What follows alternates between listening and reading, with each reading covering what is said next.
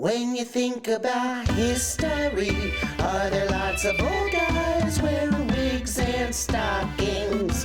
When you think about history, is Napoleon really short? And folks have wooden teeth. Do you know that history can be the most incredible, amazing stories for you and me?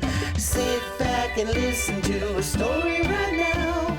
It's honest, it's fun, and it's sure to.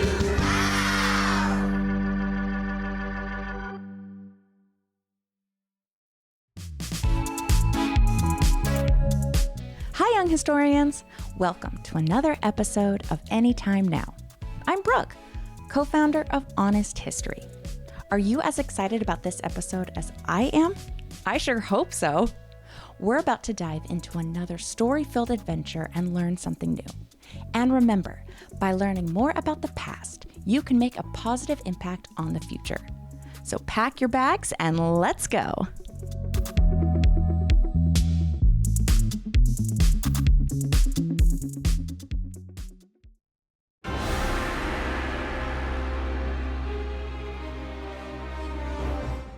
The year is 1908. The place is Siberia, a land of dense forests, marshy plains, and rugged mountains.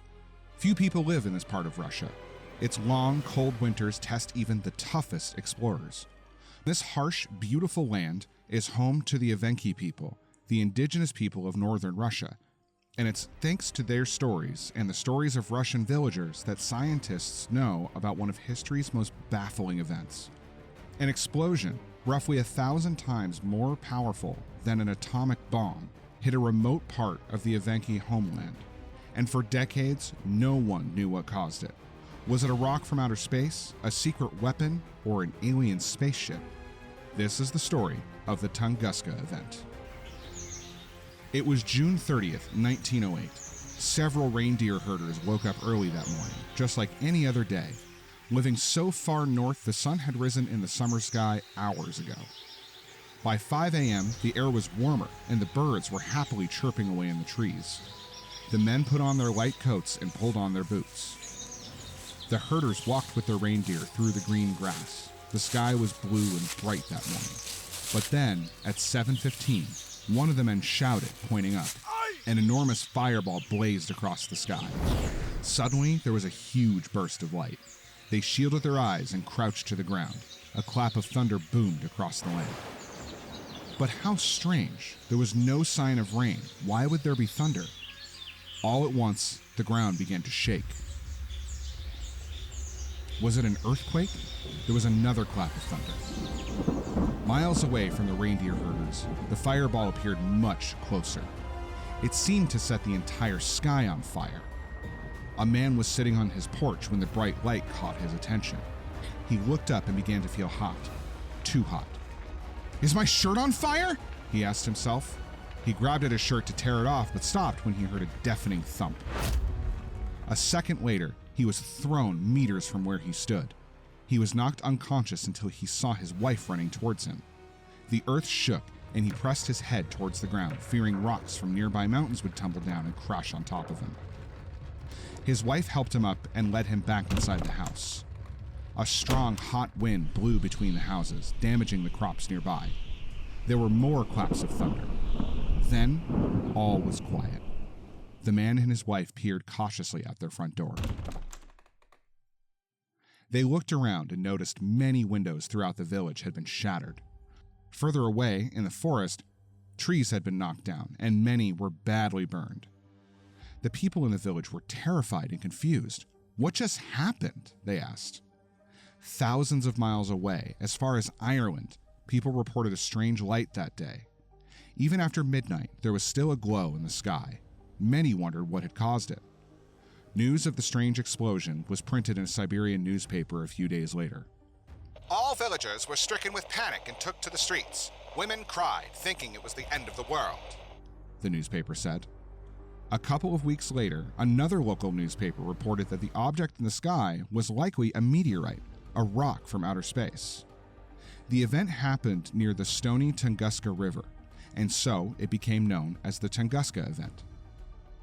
As the weeks passed, the villagers could not forget that frightening morning. A mysterious fireball, hot winds, deafening booms, earthquakes, and flattened forests. Surely news of such an event would have spread far and wide.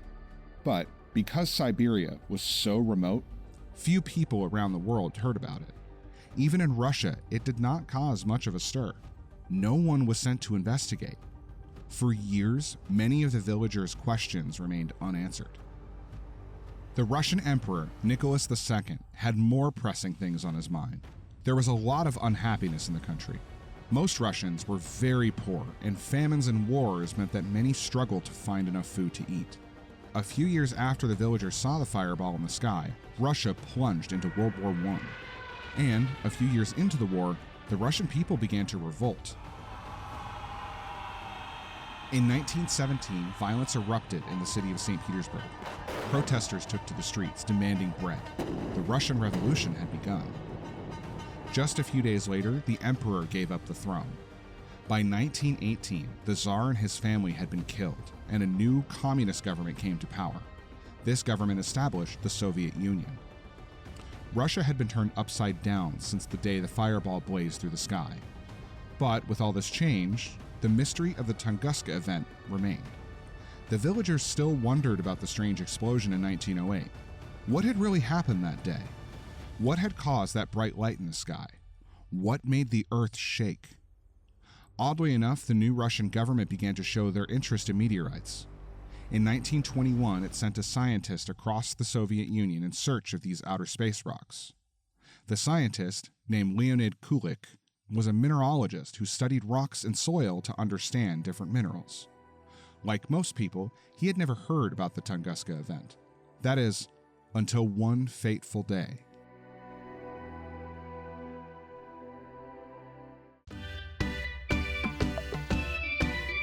Hi friends, are you enjoying today's episode? I'd like to take a quick break from the story to tell you about another great place to learn about the past. Honest History creates magazines and books for kids that are filled with fun stories and activities that bring history to life. From pirates to spies to great inventions and so much more, you'll learn about interesting people, places, and events from around the world that made history. Created for kids ages 6 through 12, you can sign up and receive new adventures delivered straight to your doorstep every quarter. Just visit honesthistory.co. That's honesthistory.co to sign up today. Oh, and here's a special offer for our podcast listeners. Use code ANYTIMENOW for 10% off.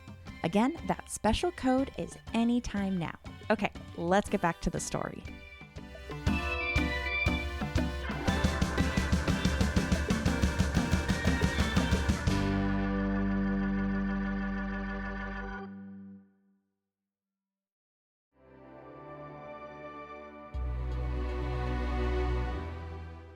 It was September 1921. Leonid Kulik and his team were preparing to leave the bustling city of Moscow and head east towards Siberia. All their bags were packed and their plans were ready as they boarded their train. Suddenly, a man came running up to Kulik. The man was an editor from a popular scientist magazine. "Mr. Kulik," he said. He had run straight up to the train. "Please look at this." He handed Kulik a piece of paper. The scientist looked at it curiously. The page had been torn from an old calendar, and on the back of it there was a note. The note read, "At about 8 a.m., in the middle of June some years ago, a huge meteorite is said to have fallen in Tomsk, several meters away from railway line." Kulik looked up at the man in disbelief. A meteorite near Tomsk? That was in Siberia. As the train pulled away from the station, Kulik's mind was racing. He knew he needed to go get to the bottom of this. Once in Siberia, he was able to look through some old local newspapers. He scanned the pages looking for articles that reported a mysterious meteorite event, and he found many. On June 30th, 1908, it seemed that something had fallen from the sky. Kulik's first thought was that he needed to talk to people who had been there that day. With excitement, he started writing out a list of interview questions. He published his questions in the local newspapers that were sent to Siberian towns and villages. And to his amazement, many people wrote back. He excitedly read over their detailed descriptions of the day. It was 15 years ago when it happened, one man wrote. The fiery flying body resembled an airplane without wings. It was as long as an airplane and flew high, but more swiftly. The body was as red as a fire or a tomato. This man said that the fireball made a sharp turn to the right while it blazed across the sky. Other witnesses remembered the loud noises they heard that day. The crash was so strong that one of the workers fell into the river, one man remembered. Even people who lived far away from the explosion heard a loud bang. They experienced hearing a clap of thunder even though there were no clouds in the sky. Slowly, Kulik was piecing it all together. As he read more and more of the people's stories, he became more certain. The fireball they saw in the sky must have been a meteorite. By this time, Kulik and his team had to go back to St. Petersburg. But the scientist was determined to return to Siberia. When he got home, he reported his findings to the government and said that there would be iron from the huge meteorite. This iron, he told the government, would be very valuable. And so, they allowed him to go on a second mission in 1927. This time, Kulik wanted to find the exact spot where the meteorite hit. He even hired Evenki hunters to guide him through the forest. As he wandered through the trees, he was amazed to find that hundreds of them were badly burned, but still standing. But then, further away, one of the trees had been knocked to the ground. As he continued to explore, he couldn't make sense of what he saw. In some places, trees had been flattened, but in others they were snapped in two, and elsewhere they were burned. The pattern didn't make any sense. It had been almost 20 years since the event, and yet very little had grown back. As he passed through the mountains and wandered towards the river, he came to a conclusion. He believed he had found the spot where the meteorite had hit. But, to his surprise, there was no crater. Wouldn't a meteorite have made a huge hole after it in the ground? Kulik made several more trips to the area, but he began to get frustrated. I can't understand it from the ground. I need to photograph this area from a plane, he said. It wasn't until 1938 that Kulik got his wish. That year, he was able to send a photographer up in the plane. The photographer took over 1,000 photos as he flew over Siberia. The photos confirmed what Kulik had suspected. He had found the spot where the meteorite hit, the impact site, and yet there was no crater. It was all very strange. Had it been a meteorite after all? Over the next few decades, scientists and researchers began coming up with all sorts of ideas to explain what happened in 1908. Was it a meteorite? Many still wondered. Maybe it had been something else, like a comet, others suggested. Or what if it had been a secret weapon, some said. Without answers, the stories grew stranger and stranger. One rumor said that the famous scientist Nikola Tesla had caused the explosion with one of his experiments. Others began saying that the fireball had been a UFO. That's right, an alien ship. With all of this talk of aliens and secret weapons, scientists needed to get to the bottom of this mystery. They tested the soil, scanned the earth, and dug deeper and deeper into the ground. And they still weren't sure. They never found a crater, and they couldn't find parts of the meteorite either. Surely if a meteorite had hit the earth, people would have been able to find bits of the rock on the ground. Scientists started to think that the fireball in the sky hadn't been a meteorite, but rather a comet. Now, let's pause for a second. You may be wondering, what's a comet, and how is it different from a meteorite? They both came from outer space, but the difference is what they're made of. A meteorite is made up of rock and metal, and a comet is made up of dust and ice. To make it easy, you can think of a meteorite as a rock and a comet as a dirty snowball. And since scientists never found a crater in Siberia, they started to think that maybe that fireball in the sky had been made up of dust and ice, and all the dust and ice had broken up before hitting the ground. But scientists began testing the trees in the forest and found that the trees had something on them that they usually found in asteroids. Does that mean an asteroid hit Siberia? And now you're wondering, what's an asteroid? Well, asteroids and meteorites are related. They are both rocks from outer space, but the difference is that an asteroid doesn't hit the ground and a meteorite does. When an asteroid breaks into smaller pieces and crashes into the Earth, those pieces are called meteorites. So let's review. An asteroid is a huge rock in outer space, a meteorite is a piece of an asteroid that hits the Earth's surface, and a comet is a snowball of dust and ice. Okay, back to our story. After decades of research, scientists believe that they finally solved the mystery. Most researchers now agree that the fireball people saw in 1908 was an asteroid. Rather than striking the Earth's surface, the giant rock likely burst a few miles above the forest. And as it entered the Earth's atmosphere, the heat and pressure were so great that the asteroid exploded before it hit the ground. And that's why we never found a crater. The world was lucky that day. The burst from an asteroid was roughly 1,000 times more powerful than the atomic bomb that hit Hiroshima. If that explosion happened in a city, it would have been the largest catastrophe in human history. Thankfully, the rock burst above a part of Siberia where very few people lived. And although many were injured from the blast, there were no recorded deaths. In 2016, the United Nations declared June 30th International Asteroid Day. This was to remember the Tunguska Event and raise awareness about asteroids. And as we approach the anniversary of the historic day, it's the perfect time to reflect on the mysterious fireball that puzzled scientists for decades.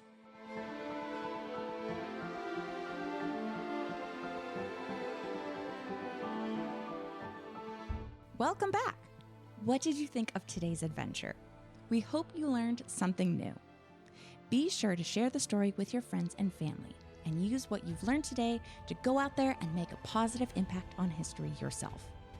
That's all for now, but if you want to learn more about important and amazing stories from the past, be sure to subscribe to Honest History Magazine, where you'll discover stories from around the world. Thanks for listening! This episode was narrated by Randall Lawrence and written by Heidi Coburn.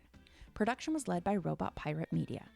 To learn more about Honest History, visit us at honesthistory.co and follow along for updates on social media.